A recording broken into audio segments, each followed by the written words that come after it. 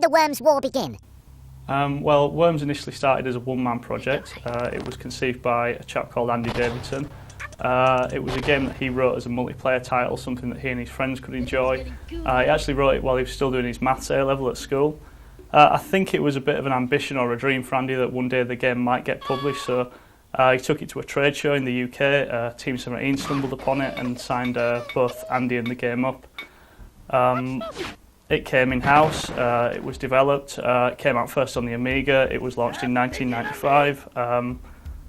The game came out at a time when 3D graphics were popular. You had consoles like the PlayStation coming into prominence, so from some quarters it initially received a little bit of short shrift because it had a simple appearance, but it was difficult to argue with the addictive quality of the game, and it went on to become a commercial and critical success.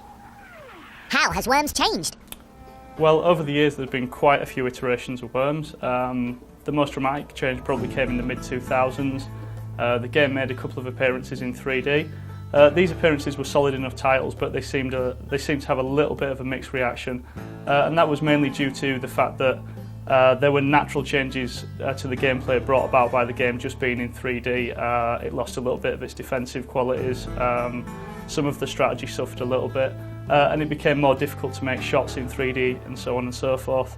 Following those 3D versions, you got the emergence of digital platforms like the Xbox Live Arcade service from Microsoft, Sony's PlayStation Network, the App Store, etc.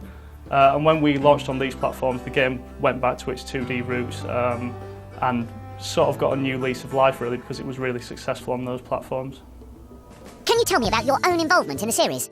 To some degree, I've been involved with every Worms game, almost every Worms game since 1999, starting with Worms Armageddon on the PC.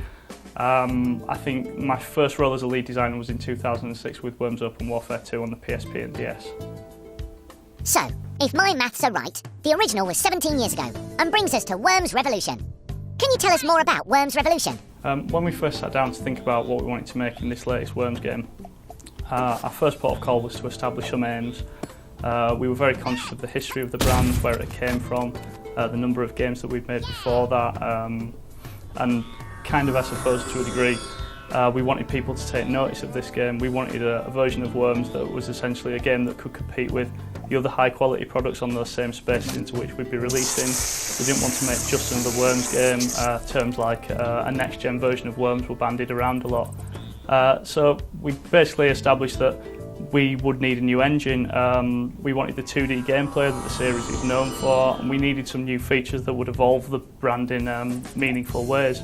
And the result was really a completely new engine. We didn't want to use the 2D engine that we'd used in the past because we felt that might limit what we were able to do. And we were also worried that it also might end up looking similar to those previous games, which wasn't what we wanted, basically.